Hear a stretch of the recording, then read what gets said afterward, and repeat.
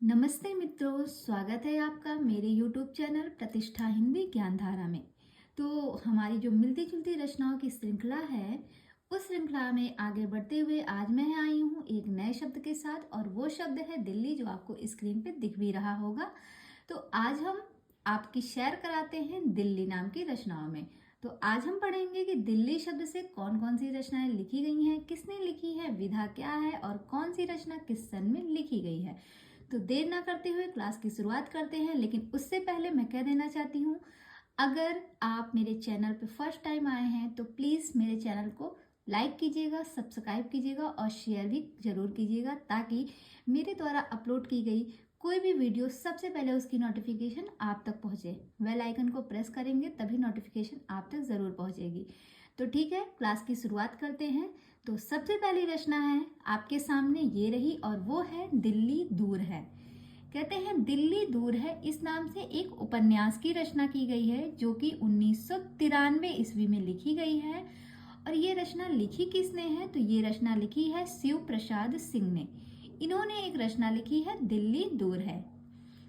आगे बात करते हैं, अगली रचना है दिल्ली कहाँ है। ये एक कहानी है, और ये 1985 ईस्वी में लिखी गई कहानी है दिल्ली कहाँ है, और ये रचना लिखी है महीप सिंह ने। तो इन दोनों रचनाओं को आप एक साथ याद करिएगा।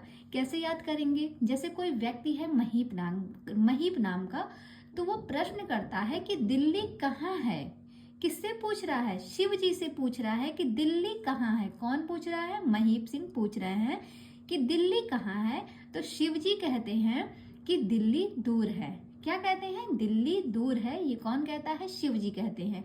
क्योंकि अगर हमें कहीं की जानकारी नहीं होती तो हम भगवान से पूछते हैं कि भैया ये भगवान ये चीज कहाँ है, शिव जी ये चीज कहाँ है। तो ऐसे महीप सिंह ने पूछा दिल्ली कहाँ है, तो शिव जी ने जवाब दिया दिल्ली दूर है। इन दोनों रचनाओं को एक साथ याद करिएगा, आसानी से याद हो जाएंगी। आगे बढ़ते हैं, अगली रचना को देखते हैं। दिल्ली ऊंचा सुनती है। ये एक नाटक है जो कि कुसुम कुमार के द्वारा लिखा गया नाटक है, दिल्ली ऊंचा सुनती है। चलिए नेक्स्ट पॉइंट पे चलते हैं, कौन सी रचना है। तो एक रचना है कि यह जो दिल्ली है, इस नाम से एक उपन्यास की रचना की गई है, और वो 1993 ईस्वी में लिखी गई है कि यह जो दिल्ली है। और यह जो दिल्ली है, ये रचना किसकी है? ये लिखा है प्रकाश मनु ने। किसने लिखा है? प्रकाश मनु ने लिखा है कि यह जो दिल्ली है, यह जो दिल्ली शहर है, यहाँ पर प्रकाश बहुत है। भाई आप दिल्ली शहर में चले जाइए, वो शहर है ना, राजधानी है भारत की, तो वहां पर चारों तरफ आपको प्रकाश ही प्रकाश मिलेंगे, अंधेरा नहीं मिलेगा। तो इस तरीके से आप इनको कनेक्ट कर सकते हैं कि यह जो दिल्ली है, इस नाम से एक उपन्यास की रचना की गई थी। तो किसने लिखा था? तो ये लिखा था प्रकाश मनु ने। आगे बढ़ते हैं, आगे है दिल्ली नाम से एक कविता लिखी गई है, जो कि दिनकर ने भी लिखी है, निराला ने भी लिखी है। ध्यान दीजिएगा, दिल्ली नाम से कुछ ज्यादा रचनाएं लिखी गई हैं केवल दिल्ली नाम से। तो एक बार मैं इनको पढ़ लेती हूँ कि कौन कौन से लोग हैं जिन्होंने केवल दिल्ली नाम से ही रचनाएं की हैं। तो इसमें आप देखिएगा, दिनकर हैं, निराला हैं, सवाई सिंह शेखावत की भी रचना है, विनोद दास की रचना है, प्रयाग शुक्ल ने भी लिखा है, पंकज चौधरी ने भी लिखा है, और अनिल जन्मविजय, इतने लोगों ने दिल्ली नाम से रचनाएं लिखी हैं। तो आप इनको अपनी नोटबुक में अगर चाहें तो नोट भी कर सकते हैं कि दिल्ली नाम से किन किन लोगों ने रचनाएं लिखी है। और अगर आप नोट कर लेंगे तो आपको मेरी वीडियो बार बार देखने की ज़रूरत नहीं पड़ेगी। जब भी आपको रिवीजन करना होगा, आप अपनी नोटबुक ओपन कर लीजिएगा और वहाँ से आप चीज़ों को याद कर लीजिएगा, तो आपके लिए चीज़ें आसान हो जाएंगी। और इसको आप चाहे तो मेरी मानिए तो आप इसको नोटबुक में अपने नोट कर लीजिए, ठीक है। चलिए आगे बढ़ते हैं। आगे एक रचना है लिखी गई है, जो कि है दिल्ली हमेशा दूर। दिल्ली हमेशा दूर, ये रचना किसकी है? तो ये लिखा है अजीत कुमार ने। अजीत कुमार ने एक रचना की थी दिल्ली हमेशा दूर। आगे बढ़ते हैं, आगे एक रचना है दिल्ली मेरा परदेश, इस नाम से डायरी लिखी गई है, जो कि रघुवीर सहाय के द्वारा लिखी गई रचना है दिल्ली मेरा परदेश। नेक्स्ट पॉइंट पे आते हैं, एक रचना है दिल्ली का कलंक। ये एक उपन्यास विधा है जो कि 1936 ईस्वी में लिखी गई है। और ये रचना है किसकी? तो ये है ऋषभ चरण जैन के द्वारा लिखी गई रचना है दिल्ली मेरा कलंक। आगे बढ़ते हैं तो एक रचना लिखी गई थी दिल्ली दरबार। तो दिल्ली दरबार जो है ये उपन्यास विधा है। और दिल्ली दरबार जो है ये लिखा किसने था? इसके जो लेखक है वो कौन है? वो है सत्य व्यास जी। सत्य व्यास जी ने एक रचना की थी दिल्ली दरबार नाम से। तो कहते हैं ना, दिल्ली में दरबार लगा है, ये बात सत्य है, ऐसे याद रख सकते हैं। दिल्ली दरबार लगा है तो ये बात सत्य है कि दिल्ली में दरबार लगा है। अच्छा, एक रचना हमें मिलती है जो कि भारतेंदु ने लिखी है। भारतेंदु जी उसके लेखक हैं और वो रचना है दिल्ली दरबार दर्पण। और ये निबंध विधा है, इसको भी ध्यान रखिएगा। दिल्ली दरबार दर्पण नाम से एक निबंध संग्रह लिखी गई थी जो कि भारतेंदु के द्वारा लिखी गई है। तो इन दोनों रचनाओं को साथ में याद रखिएगा, याद रहेंगी। आगे बढ़ते हैं, अगले पॉइंट पे चलते हैं। तो देखते हैं कि हमारे सामने एक रचना है दिल्ली का व्यभिचार। इस नाम से उपन्यास की रचना की गई है, 1928 में लिखी गई है और ये लिखा है ऋषभ चरण जैन के द्वारा, दिल्ली का व्यभिचार। आगे बढ़ते हैं, अगली रचना है दिल्ली शहर दर शहर। ये एक यात्रा वृत्तांत है जो कि निर्मला जैन के द्वारा लिखी गई रचना है दिल्ली शहर दर शहर। ये निर्मला जैन के द्वारा लिखी गई रचना है। अगली रचना है दिल्ली का दलाल। ये एक उपन्यास विधा है, 1927 ईस्वी में लिखी गई रचना है और लिखा किसने है? बेचन शर्मा उग्र ने, दिल्ली का दलाल। एक रचना है मैं दिल्ली हूँ। मैं दिल्ली हूँ, ये रचना किसकी है? ये है रामावतार त्यागी की रचना मैं दिल्ली हूँ। इस नाम से रचना किसने लिखा है? तो लिखा है रामावतार त्यागी ने। आगे बढ़ते हैं, अगले पॉइंट पे चलते हैं। तो अगली हमारे सामने एक रचना मिलती है, वो है दिल्ली के दिल में दरार। तो दिल्ली के दिल में दरार ये किसने ला दी? त्रिपुरारी कुमार शर्मा ने। दिल्ली के दिल में दरार किसने लाई? तो त्रिपुरारी कुमार शर्मा ने लाई। इस तरीके से आप इनको जोड़ के याद रख सकते हैं। आगे बात करते हैं तो अगली रचना है हमारे सामने दिल्ली में एक मौत। ये कहानी है कमलेश्वर के द्वारा लिखी गई कहानी है दिल्ली में एक मौत।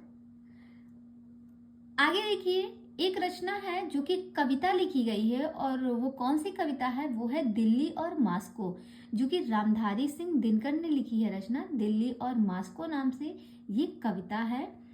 आगे बढ़ते हैं तो तेजपाल सिंह ने एक रचना लिखी है, वो है कहाँ गई वो दिल्ली वाली। ये शब्द चित्र है।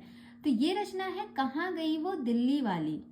ऐसा लग रहा है जैसे किसी लेडीज के बारे में बात हो रही है, तो इनको आप थोड़ा सा यहाँ से कनेक्ट कर सकते हैं।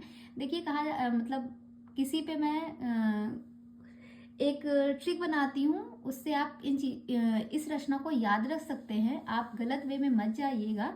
मेरा जो इरादा है वो किसी की भावनाओं को ठेस पहुंचाना नहीं है, बल्कि रचनाओं को याद कराना है। तो यहाँ पे रचना है कहाँ गई वो दिल्ली वाली। तो ऐसा कहा जाता है कि दिल्ली के जो लोग होते हैं थोड़ा सा तेज होते हैं। तो हम कह सकते हैं कि कहाँ गई वो दिल्ली वाली जो बहुत तेज थी। तेज से तेजपाल सिंह तेज की रचना है। आपको याद हो जाएगा कहाँ गई वो दिल्ली वाली, क्योंकि दिल्ली वालों के विषय में थोड़ा सा लोगों की मतलब ये धारणा बन चुकी है कि वहाँ के लोग बहुत तेज होते हैं। बट ऐसा नहीं है कि वहाँ के लोग ही तेज होते हैं, दिल्ली के लोग ही बस तेज होते हैं और जगह के लोग सीधे होते हैं, ऐसी कोई बात नहीं है। सबके संस्कार बताते हैं कि कौन कैसा है, वो अलग बात है। यहाँ पे हम अभी पढ़ाई पे चर्चा कर रहे हैं, तो इस चीज में आगे बढ़ते हैं। इस तरीके से आप इनको याद रख सकते हैं कि कहाँ गई वो दिल्ली वाली जो बहुत तेज थी। तेज से तेजपाल सिंह तेज की ये रचना है। चलिए आगे बढ़ते हैं। एक रचना हमारे सामने है दिल्ली की दीवार। तो दिल्ली की दीवार जो है ये एक कहानी विधा है जो कि उदय प्रकाश ने लिखी है, दिल्ली का दीवार। आगे बढ़ते हैं, अगली रचना है दिल्ली की तरफ। ये एक कविता है जो कि कुंवर नारायण के द्वारा लिखी गई है। तो दिल्ली की तरफ कौन बढ़ता है? कुंवारे लोग बढ़ते हैं। भाई जिनकी शादी हो जाती है वो तो अपने परिवार में बिजी हो जाते हैं, अपने घर बार में बिजी हो जाते हैं, लेकिन जो कुंवारे लोग होते हैं वही दिल्ली की तरफ भागते हैं, दिल्ली शहर की तरफ भागते हैं। कौन? कुंवारे लोग। इस तरीके से आप इनको कनेक्ट कर सकते हैं दिल्ली की तरफ कौन जाता है? कुंवारे लोग जाते हैं, यानी कि कुंवर नारायण की ये रचना है। अगली रचना है महामारी में दिल्ली। महामारी में दिल्ली, ये अखिलेश बताते हैं कि महामारी में दिल्ली कैसी हो गई थी। इसके बारे में किसने बताया? तो अखिलेश जी ने बताया। अगली है दिल्ली और दलदल। इस नाम से एक कविता की रचना की गई है, जो कि ओम प्रकाश आदित्य के द्वारा लिखी गई रचना है, दिल्ली और दलदल। आगे बढ़ते हैं। एक रचना हमारे सामने है, दिल्ली शहर में आइसक्रीम खरीदते हुए। ये एक कविता है। तो भाई, दिल्ली शहर में आइसक्रीम खरीदते हुए कौन पकड़ा गया? तो कह सकते हैं राजकमल चौधरी।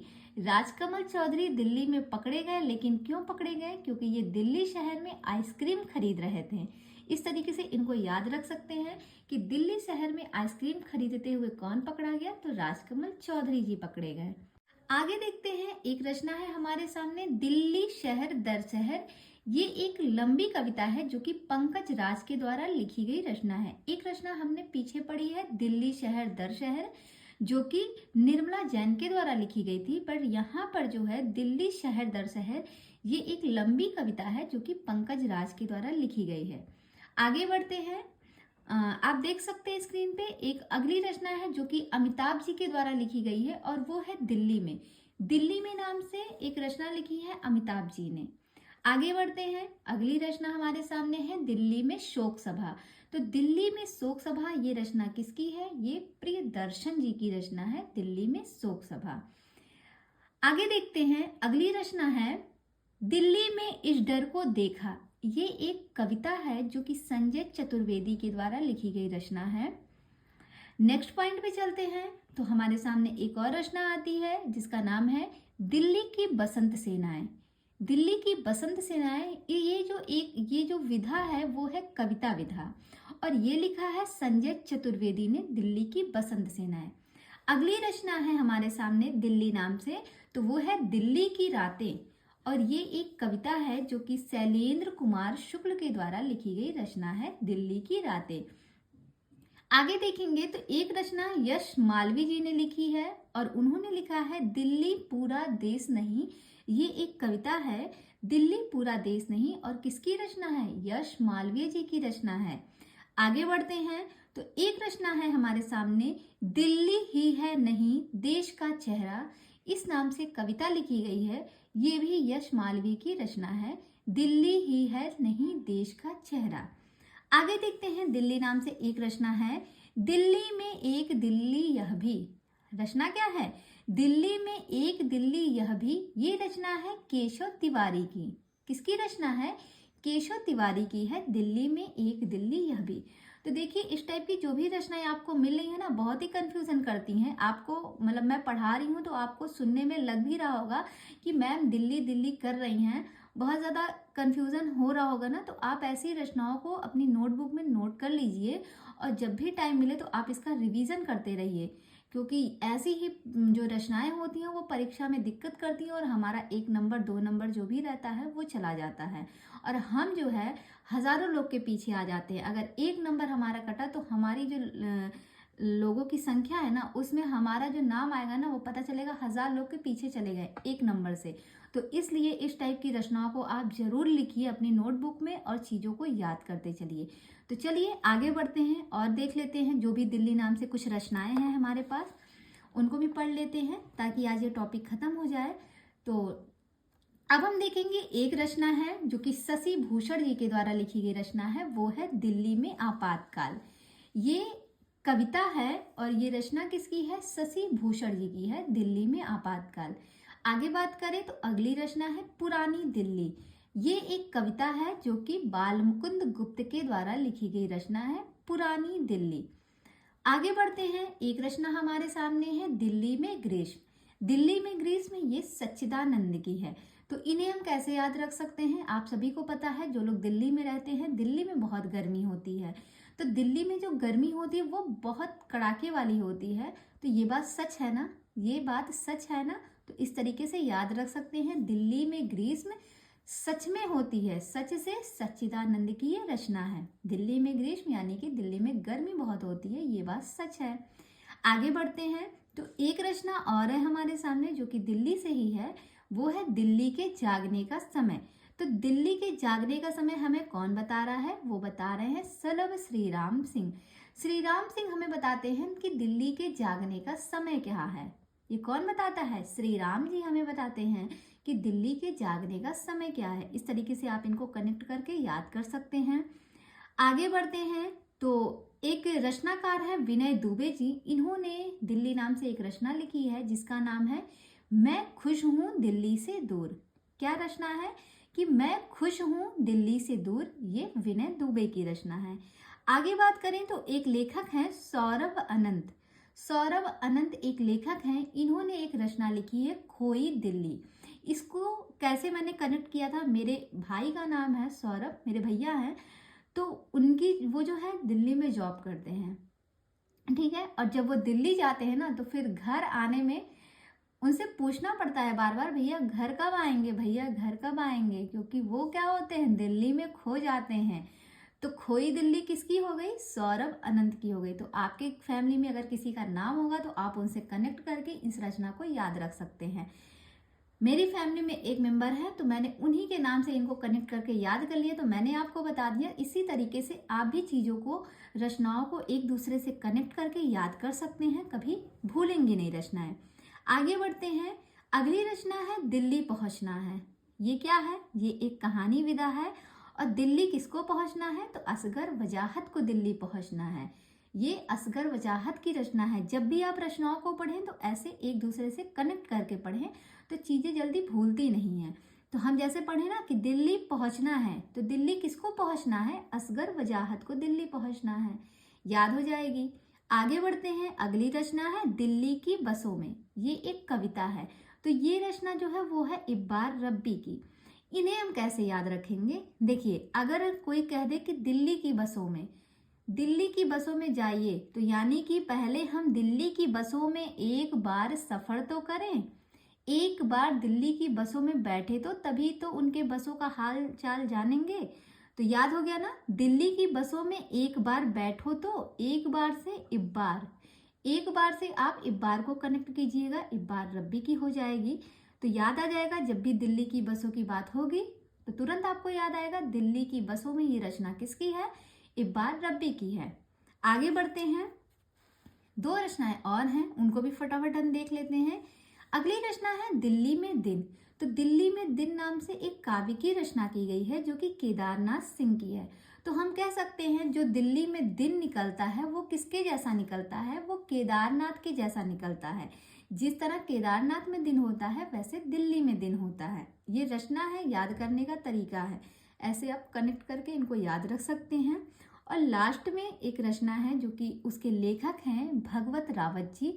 इन्होंने भी दिल्ली नाम से एक रचना लिखी थी और वो रचना है कि कहते हैं कि दिल्ली की है कुछ आबो हवा। और ये 2007 में लिखी गई है और ये एक काव्य विधा है जो कि भगवत रावत ने लिखी है। तो यहाँ पर हमने दिल्ली नाम से बहुत सी रचनाओं का देखा है कलेक्शन की, कौन कौन सी रचनाएं दिल्ली नाम से लिखी गई हैं। उम्मीद करते हैं आपको दिल्ली से मिलती जुलती रचनाएं यहाँ पर क्लियर हो गई होंगी। और जो है आप इन सारी रचनाओं को एक जगह नोट करते चलिएगा ताकि आपको बार बार वीडियोस देखने की ज़रूरत ना पड़े। और जब भी रचनाओं को आप पढ़िए तो एक लेखक और रचना दोनों को एक दूसरे से कनेक्ट करके और विधा के साथ याद करने का प्रयास कीजिए। और चीज़ें अच्छी अगर आपके दिमाग में एक दो बार बैठ गई तो वो चीज़ें जल्दी भूलती नहीं हैं। तो कल फिर से हम मिलते हैं एक नए शब्द के साथ। तब तक के लिए बाय बाय, टेक केयर।